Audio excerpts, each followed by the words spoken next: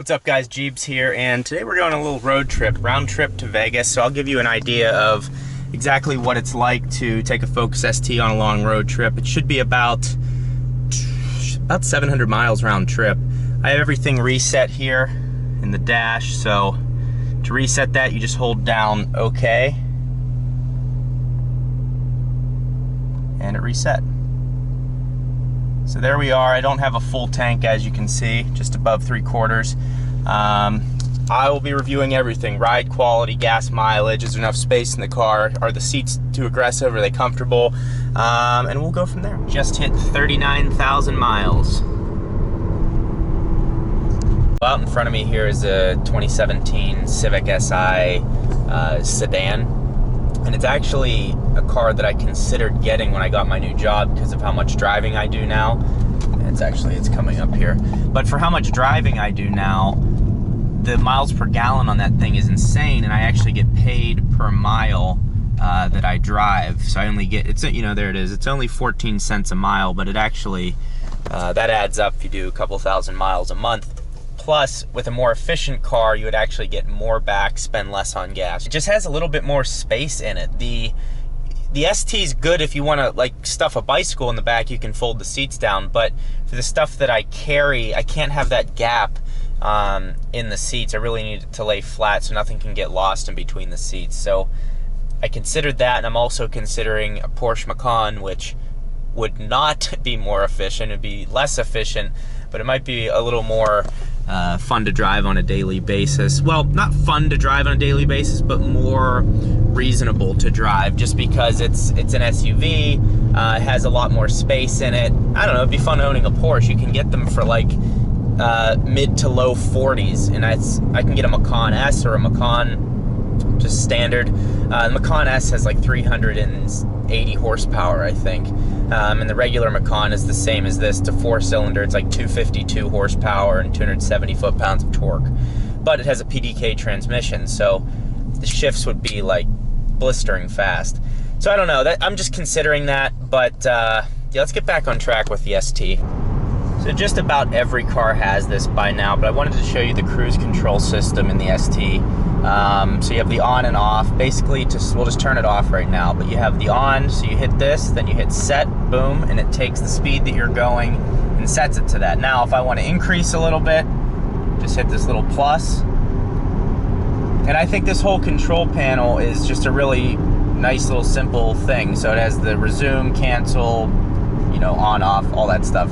And then you can see in the top right there, it just has a little green dial, and it says I'm going 73 miles per hour. We're on a pretty flat piece of road, so let's see what the real-time miles per gallon is.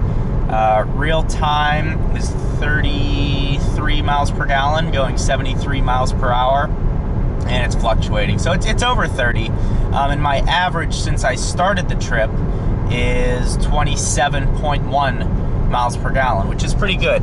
This on the sticker, I think it says it gets 31 miles per gallon. So when you're on flat roads like this going about 70 miles per hour, you can attain that. Some cars it's like way higher. This car, it's like right at or below. So that's just a real view of what that's like. So I am 45.2 miles in, which has taken me 1 hour and 31 minutes, because I've been in traffic and I had to stop for a little bit, so it should be a lot shorter for 45 miles. But it's comfortable. At this point in the trip, I don't have any back pain or anything from the seat. Also, on the left side of it, of the ST3 Focus, there's this little circular button, and you press forward and it gives me lumbar support, press back and it deflates back to like a normal standard setting. That's only on the driver's seat, that's not on the passenger seat. I have taken this car on several road trips before, and the seats can get a little cumbersome. Just like your legs are restricted as far as their range of motion left to right. So that would be maybe a little complaint, but right now, this early in the trip, I mean, I'm comfortable. The seat's broken in. I feel fine. Let's get back to the seats. I'm happy. I was thinking, maybe these are too aggressive. Maybe they could be a little more wide. That's what I could think of, all these things. But at the end of the day, I'm just happy that these seats are in the car, because every single person that gets in my car comments on the seats. Like, wow, I haven't sat in bucket seats in a while, or how about these seats? Or the guy last night, I got my tires rotated. He says, man, I bet you love having these seats. In it, there's a little Porsche. There's a Targa 4S. Oh, I love Targas. Boy, I always like taking it up on this little berm here, take it inside. Something wrong with me. But the seats, I'm happy it has, I'm happy it has these seats because it's a constant conversation. When you have a performance car, and some of you like to say, it's not a performance car. I love you guys. Trump 2020, they're already started out here. And when you have a performance car, you spend the extra money on it first for your driving pleasure. It's fun to drive a car that has a lot of power and handles well. But at the same time, it's also nice to have other people, you know, not just because it's flashy, because this is not a flashy car, but when they get in it, they know that something is a little special about it, and these seats set that off. And that's why I'm such a huge fan of the ST3 and ST2 package, because they have these big bolstered Recaro seats. And one of you did point out to me early on in my videos years ago that the base seats, even in the ST1, are also Recaro seats. They're just not as heavily bolstered, and they're probably more comfortable on a day-to-day basis. But when you're driving, when you're doing spirited driving on the roads, I mean, there's nothing better than having these seats, because they really hold you in place. When I was at the Snake, if you guys remember that video, I'll have a card right here that you can check that video out. But when I was at the Snake, and that was the most extreme turns that I'd ever been on, I mean, the seat was even like shifting, but I was staying still and could focus on driving and shifting as opposed to trying to keep myself in place. And that's where, you know, that's why race car drivers have seats like this, because it keeps you in place, lets you focus on performing. The other thing so far is just the performance in this car. Now, I do have the Ford performance calibration, so I have a 90 foot-pounds more torque than stock. Well, supposedly, that's on 93 octane. I only run 91, so we might be at 330 foot-pounds. Regardless, it's a ton of torque for this little car. And when you're driving on the interstate, you need to overtake someone. It is not an issue at all. And being able to dig out of turns with the low-end torque that this car produces, it's a blast to drive. I don't find myself wanting more, which is a good thing for a car person, because usually we're constantly switching cars out and wanting to buy the next best thing, which, I'll be honest with you, I do want to buy something new. I really want to keep this car, and it's paid off, so having another car payment is not something I really want to have right now. So we'll see. I'll just keep making videos. The other idea that I had was to do a giveaway with the Focus ST. So literally give this car away. You know, if I got to 100,000 subscribers in a certain amount of time, I would give this car away and raffle it off. So I'm thinking about it. Nothing's final yet. I'll update you here shortly. So I'm going to demonstrate just how good the torque in this thing is. Downshift to fourth, and I'm at about half throttle. And I mean, it just powers you. I'm not even trying to go fast. I mean, it's just crazy. And it'll just cruise there. And I think for a daily usability, torque is in certain way. Now, horsepower is important. There's no doubt about that. Horsepower is important. But from a usability standpoint, being able to just, you're not trying to go fast. And here's where I'm coming from. I had a 2011 Civic Si. It's a fun performance car, has a limited slip differential, manual transmission, lightweight, all that stuff. The problem is you're like, yeah, I'm driving a performance car, but there would be times you'd feel so inferior on the road because you're trying to pass someone and you have to drop 2 or 3 gears just to get into the VTEC band to be able to, and you're making, you know, you're trying to blow by someone. You can't really do that, whereas this car has the ability to make the other cars around you stop.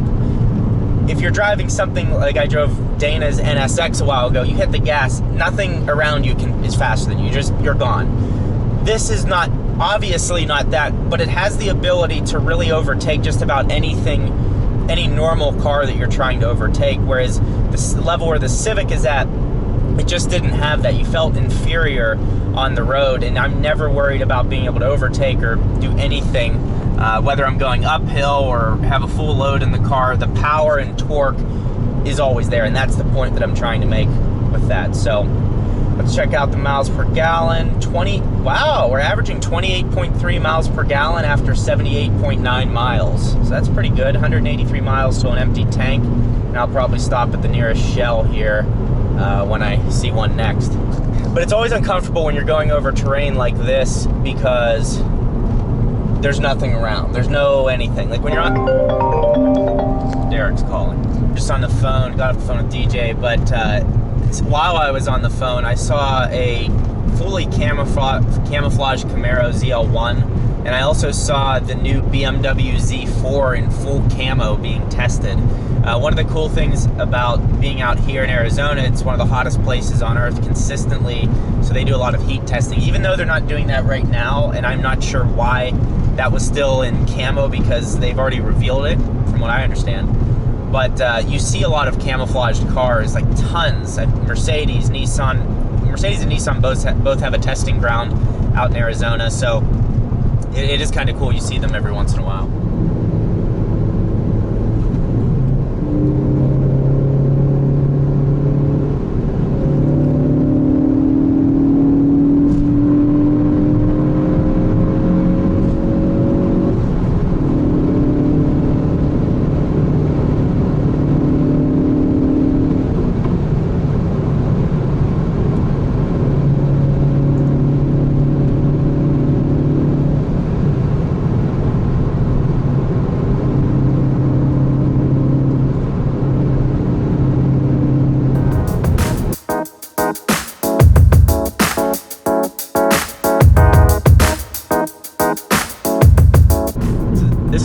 Favorite parts of this trip here up to Vegas. There's all these stacked rocks that just like a really pretty landscape. Just kind of in fifth gear at the top of fifth at 3,500 or well, not the top of fifth, but currently in fifth gear, just kind of cruising up this hill. Guess I could go into sixth. Just feels a little dead there.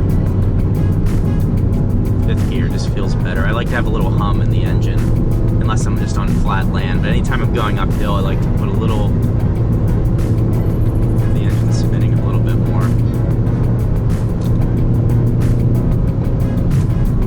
It's weird, these roads look like they're paved, but they have like a tar layer on them. They're pretty rough, to be honest. It's been like half good, half bad.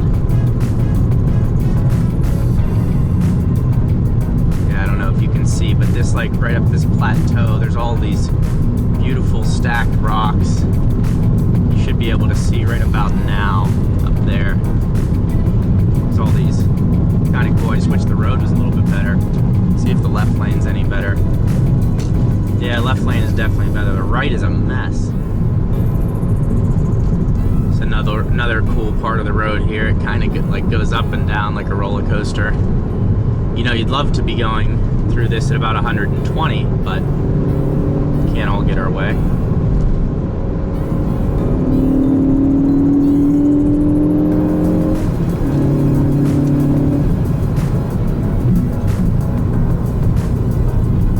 Just kind of keeps that same pattern.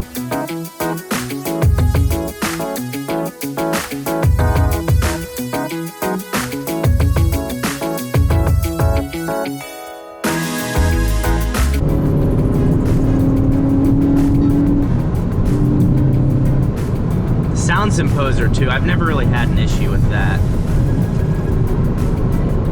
Everyone asks if I deleted it, but I just, the sound doesn't bother me. I actually think it sounds good.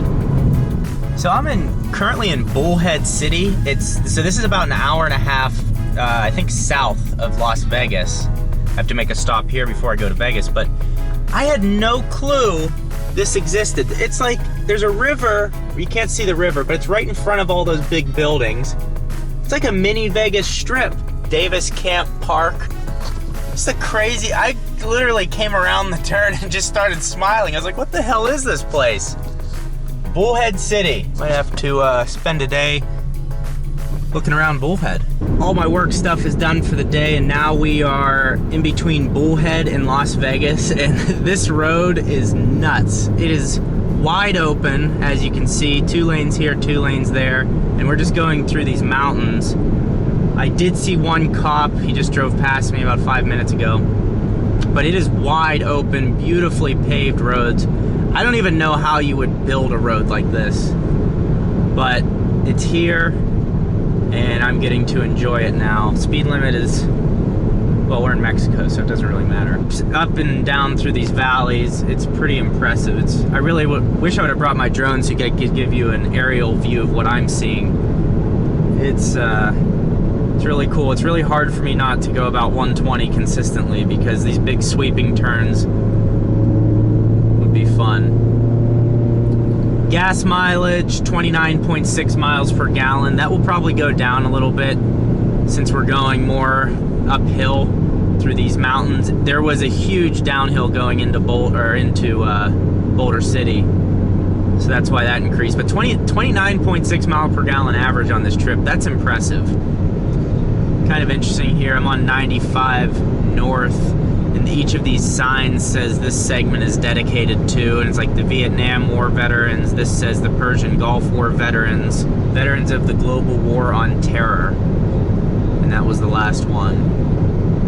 So I guess as each war happens, they add another sign, which hopefully we don't have to add anymore.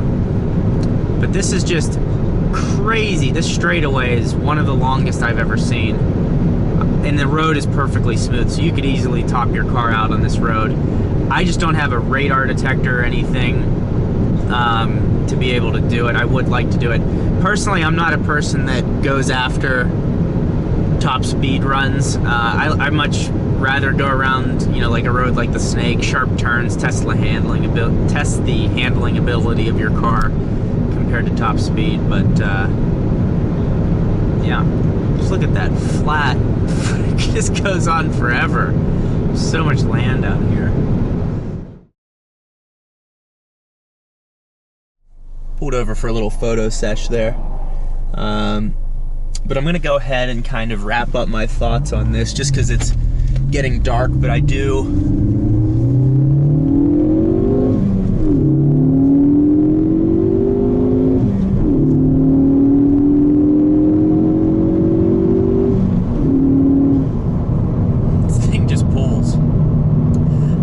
it's weird with the tune or the calibration that I have, Ford Performance calibration. There's not much of a difference between flooring it and like 3/4 throttle. It's kind of interesting. When it's stock, when you floor it, you get that high-end power. With the tune, you have such low-end torque, or the high peaking torque early in the power band. Kind of an interesting feeling. But some things that I was just thinking about, I'm on my way back from Vegas now. The ride, the sound in this car, for having performance tires on it, for having a tighter suspension, a sport tuned suspension, the ride, the quietness of the cabin is pretty good. When I rented that GLA up in Seattle, it was loud, and it had, you know, it had all-season tires on it, did not have a sports-tuned suspension. You'd think a Mercedes would be much quieter, but it wasn't at all. It's pretty good. There's no drone. Again, I have the Ford Performance Sport exhaust, very similar to a Borla exhaust. Ford essentially took that and rebranded it, did some things on it to make it, you know, go and stamp Ford Performance on it. But the ride is very nice. The suspension is not too tight either, and this road is not perfect. I mean, this is you can probably hear it a little bit right now that it's kind of a rough road. It looks good. It's all paved and black, but it's just not that smooth cement or blacktop. So, you know, overall, it's got a nice ride. It gives me the feedback I want too. Yes, there's a little bit of bump to it. You get a lot of feedback from the road. You know, not everything is dead, but that's what you want in a car like this, and it's definitely not too tight. I haven't driven an RS yet. Everyone says, oh, it's so rough, but I mean, what did you want? I mean, it has 19-inch wheels. It is a tighter suspension. I'd much rather have it be a little bumpy than too soft. I feel like you can never win. Someone's always going to complain about that, but you have to know when you're getting a performance car that the suspension is like it is for a reason. So that's what I can say. But overall, some complaints I have, the gas tank in this car is too small. It's 12.4 gallons. It should be at least 14. Luckily, the gas mileage is pretty good. You can get over 30 on the highway. Let's see what I'm at right now. I'm at 28.6. There's been some crosswinds too.